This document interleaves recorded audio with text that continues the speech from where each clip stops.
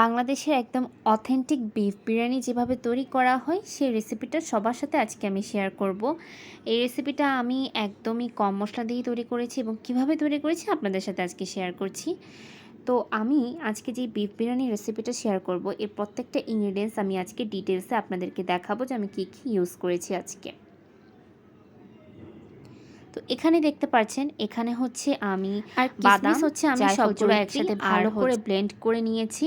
প্রত্যেকটা মশলাই খুবই ইম্পর্টেন্ট আর এগুলো দিতেই হবে, কারণ এটাই আসলে টেস্টটা অনেক বেশি বাড়িয়ে তোলে। তো প্রত্যেকটা ইনগ্রিডিয়েন্টস তো আমি বলেই দিয়েছি। তো এখানে আমি যে বাদাম বাটা সাথে যেই জায়ফল জয়িত্রী কিশমিশ ব্লেন্ড করে নিয়েছি সেটা দিয়ে দিলাম। তারপর এখানে আমি দিচ্ছি মিষ্টি দই। আপনারা চাইলে টক দই দিতে পারেন, আমি মিষ্টি দই দিয়েছি কারণ এর ফ্লেভারটা যাতে একটু স্ট্রং হয়, খেতে ভালো লাগার কারণে এখানে আমি মিষ্টি দই দিচ্ছি এবং মিষ্টি দইয়ের যে পানিটা আছে সেটা দিচ্ছি। আর এখানে দেখতে পাচ্ছেন যে আমি এখানে রাঁধুনির যে রেডিমিক্স বিরিয়ানি মশলাটা আছে সেটা ইউজ করেছি। আমি আবারও বলে নিচ্ছি, আমি কিন্তু তেহেরি তৈরি করছি না, আমি তৈরি করছি বিফ বিরিয়ানি। তো এখানে অবশ্যই বিরিয়ানির মশলাটাই লাগবে, তেহেরি মশলাটা না। তেহেরি কিন্তু আলাদা একটা মশলা হয়, সেটা আমি দিচ্ছি না। আপনারা যে কোনো ব্র্যান্ডের এখানে বিরিয়ানির যে মশলাটা সেটা ইউজ করতে পারেন।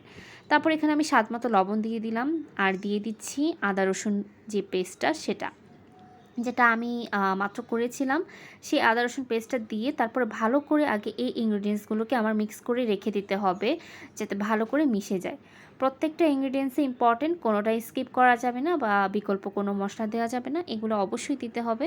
তো এখানে হচ্ছে আমি ভালো করে মশলাগুলোকে ব্লেন্ড করে তারপরে একটু মিক্স করে নিচ্ছি।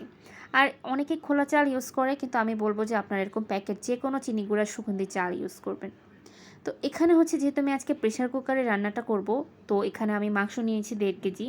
অনেকে বলেন কেন আমি প্রেশার কুকারে রান্না করি, আসলে প্রেশার কুকারে রান্না করলে মাংসটা সফট হয় আর বিরিয়ানিতে কিন্তু মাংসটা হার্ড হলে টেস্ট লাগে না। তাই মাংসটাকে সফট করতে অবশ্যই প্রেশার কুকার ইউজ করা বেটার। আপনারা চাইলে আগুন একটু ডিম করে হলেও মাংসটাকে সফট করে নেবেন। তো এখানে আমি তেল দিয়ে দিচ্ছি, মাংস দিলাম আর দিয়ে দিয়েছি পেঁয়াজ 1 কাপের মতো। তারপরে যেই মশলাটা আমি রেডি করে রেখেছিলাম সেটা মিনিমাম 10 মিনিট পরে হচ্ছে আমি ম্যারিনেট করব। তো ম্যারিনেট করার জন্য মশলাটা আমি দিয়ে দিচ্ছি ভালো করে। এই মশলাটা এই বিরিয়ানির মেইন ইনগ্রিডিয়েন্টস, সো অবশ্যই এটা দিতে হবে। আমি যে ইনগ্রিডিয়েন্টসগুলো ইউজ করেছি এখানে আমি এক্সট্রা কোনো মশলাই অ্যাড করব না, মাংসটা এভাবেই আমি জাস্ট এইটুকু মশলা দিয়েই আমি পুরো বিরিয়ানির প্রসেস সহ করে হচ্ছে রান্নাটা করব। তো এখানে আমি ম্যারিনেট করে রাখছি প্রায় 30 মিনিটসের মতো। মাংসটাকে ভালো করে ম্যারিনেট করে হচ্ছে তারপর আমি চুলায় দিয়ে দিব। তো এখানে আমি ভালো করে মাংসটাকে ম্যারিনেট করে নিয়েছি। ম্যারিনেট করে আপনারা এক সাইডে রেখে দিবেন বা চাইলে যে প্রেশার কুকারের ঢাকনাটা আছে সেটাও দিতে পারেন। আর এখানে অবশ্যই আমি একটু হাত ধোয়া পানিটা ইউজ করছি, এতে টেস্টটা ভালো হয়। আপনারা এই মশলার যে পানিটা থাকে সেই মশলার পানিটা দিয়েই হচ্ছে এই রান্নার রেসিপিটা করবেন। হালকা একটু পানি দিয়ে দিয়েছি যাতে আমার এক্সট্রা কোনো পানি না দিতে হয়। তো এখানে আমি পানিটা দিয়ে দিলাম। তো ওইটা আমার রান্না হচ্ছে আর এইদিকে আমি পোলাওয়ের দিকে চলে যাচ্ছি। বিরিয়ানিটা তৈরি করার জন্য আলাদাভাবে আগে আমি পোলাওটা রান্না করব। এখানে আমি গোটা সব রকমের মশলা দিয়ে ভালো করে চালটা ভেজে নেব।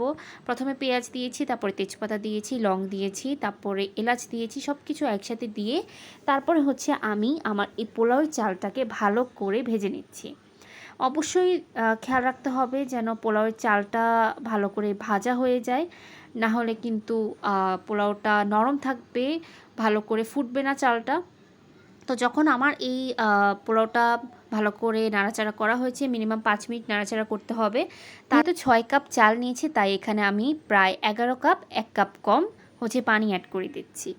তো আমার এটা হচ্ছে আমি হালকা দমে রেখেছি কিছুক্ষণ, প্রায় 15 থেকে 20 মিনিট। তারপরে দেখছেন যে কি সুন্দর ঝরঝরে হয়েছে, যেরকম ঝরঝরে আমি চেয়েছিলাম ঠিক সেমটা হয়েছে। আশা করি আপনি